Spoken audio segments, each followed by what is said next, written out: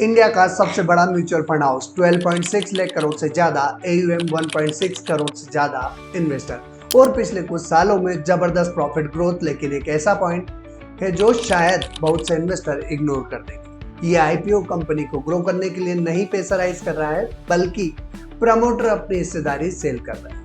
तो क्या सिर्फ बड़े ब्रांड नेम देखकर अप्लाई कर देना चाहिए या वैल्यूएशन और OFS को भी इंपॉर्टेंस देनी चाहिए?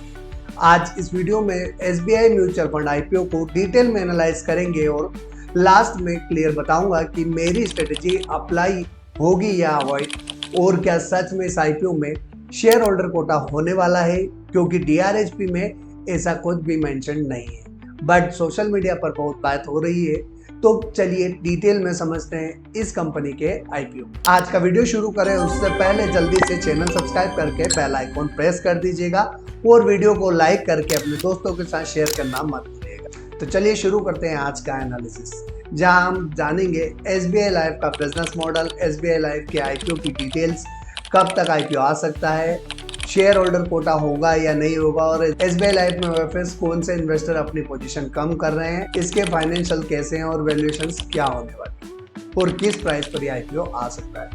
सबसे पहले बात करते हैं इस कंपनी की प्रोफाइल से। SBI mutual fund. SBI mutual fund की शुरुआत 1987 में हुई थी। आज ये इंडिया की सबसे बड़ी असेट मैनेजमेंट कंपनी यानी AMC में से एक है। ये स्टेट बैंक ऑफ इंडिया और फ्रांस की ग्लोबल असेट मैनेजमेंट कंपनी अमुंदी का जॉइंट वेंचर है। कंपनी इक्विटी, डेब्ट, hybrid, index fund, ETF, solution oriented funds और पोर्टफोलियो मैनेजमेंट सर्विसेज जैसे मल्टीपल इन्वेस्टमेंट प्रोडक्ट ऑफर करती है। SBI म्यूचुअल फंड का इन्वेस्टर बेस करोड़ से इन्वेस्टर तक पहुंच चुका है और इसका डिस्ट्रीब्यूशन नेटवर्क पूरे इंडिया में फैला हुआ है। कंपनी एक्टिवली रिटेल इन्वेस्टर के साथ साथ इंस्टीट्यूशनल इन्वेस्टर के फंड्स भी मैनेज करती है और डोमेस्टिक के अलावा ऑफशोर इन्वेस्टमेंट सॉल्यूशंस भी प्रोवाइड करती है। स्ट्रॉन्ग ब्रांड वैल्यू, SBI की ट्रस्टेड बैंकिंग फ्रेंचाइजी और अमुदी की ग्लोबल इन्वेस्टमेंट एक्सपर्टीज कंपनी की सबसे बड़ी स्ट्रेंथ मानी जाती है। मार्केट पोजीशन की अगर हम बात करें तो दिसंबर 25 तक 12.61 लाख करोड़ का AUM, 15.4% का मार्केट शेयर, 1.60 करोड़ इन्वेस्टर। ये कंपनी सिर्फ बड़ी नहीं है, इंडस्ट्री लीडर है। अब बात करते हैं इस कंपनी के बिजनेस मॉडल की। कंपनी का रेवेन्यू मेनली आता है मैनेजमेंट फीस से, इन्वेस्टमेंट मैनेजमेंट से, पोर्टफोलियो मैनेजमेंट से, अल्टरनेटिव फंड से, ऑफशोर फंड से, इंस्टीट्यूशनल फंड से। सिंपल लैंग्वेज में अगर मैं कहूँ तो AUM बढ़ता है तो रेवेन्यू भी बढ़ता है, और इंडिया में SIP कंटिन्यूसली बढ़ रही है, इसलिए AMC बिजनेस को कंपाउंडिंग बिजनेस माना जाता है। अब बात करते हैं इस कंपनी की स्ट्रेंथ की। नंबर 1 ब्रांड है SBI की trust, largest distribution network, SBI के हजारों branches, digital platform, distributors, financial advisors, ये सब मिलकर एक डिस्ट्रीब्यूशन का स्ट्रॉन्ग नेटवर्क क्रिएट करते हैं। अगर रिसर्च टीम की बात करें तो कंपनी के पास एक strong research team, 400 plus listed company coverage, 200 plus डेब्ट टू इश्यूअर कवरेज। ये कंपनी के पास बहुत बड़ा कॉम्पिटिटिव एडवांटेज है। Lowest operating cost, top 10 AMC में लोवेस्ट ऑपरेटिंग एक्सपेंसेस रेशियो है, मतलब स्केल का डायरेक्ट बेनिफिट मिल रहा है। ऑपरेटिंग लेवरेज की अगर हम बात करें तो AMC बिजनेस में कॉस्ट लिमिटेड होती है, AUM बढ़ने पर प्रॉफिट बहुत फास्ट ग्रो करता है। ये बिजनेस की सबसे बड़ी क्वालिटी। अब बात करते हैं इंडस्ट्री अपॉर्चुनिटी की। इंडिया में financial saving continuously mutual fund की तरह शिफ्ट हो रही है। क्रिसिल के according mutual fund AUM bank deposit के कंपैरिजन में कंटिन्यूसली ग्रो कर रहे हैं, मतलब इंडस्ट्री की ग्रोथ अभी भी लॉन्ग टर्म में बाकी है।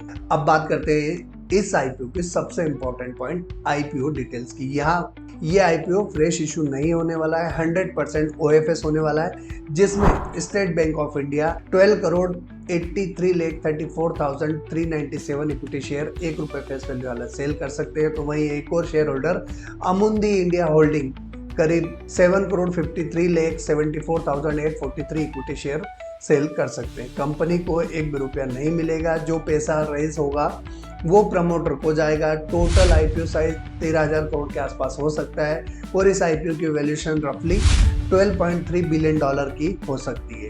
35% का रिजर्व कोटा होने वाला है रिटेल इन्वेस्टर के लिए। इस IPO के लीड मैनेजर में कई बड़े दिग्गज नाम शामिल हैं, जैसे Kotak Mahindra capital, axis capital, BOFA securities, HSBC, ICICI securities, Jefferies, JM financial, Motilal Oswal, SBI capital, मतलब इंडिया के सभी दिग्गज इस के लीड मैनेजर में शामिल है। आईपीओ के डीआरएचपी में सेबी की मंजूरी मिल चुकी है और कभी भी आरएचपी फाइल हो सकता है। डीआरएचपी में कहीं भी शेयर होल्डर कोटा का जिक्र नहीं किया गया है। अगर आरएचपी में शेयर होल्डर कोटा आता है तो आपके डीमेट अकाउंट में आरएचपी फाइल होने से एक दिन पहले शेयर आपके डीमेट में होना चाहिए, तब आप शेयर होल्डर कोटा के लिए एलिजिबल हो जाएंगे। और अगर आप शेयर होल्डर कोटा के लिए एलिजिबल होते हैं तो आप एक ही पैन कार्ड से 2 एप्लीकेशन लगा सकते हैं, एक रिटेल कैटेगरी में और एक शेयर होल्डर कैटेगरी। अब बात करते हैं कि ये ओएफएस अच्छा है या खराब। तो नेगेटिव की अगर हम बात करें तो कंपनी को ग्रोथ कैपिटल नहीं मिल रहा है। अगर पॉजिटिव्स की बात करें तो कंपनी ऑलरेडी कैश रिच है, एएमसी बिजनेस को हेवी कैपेक्स की जरूरत नहीं होती है, तो सिर्फ ओएफएस होना ऑटोमेटिकली नेगेटिव नहीं है।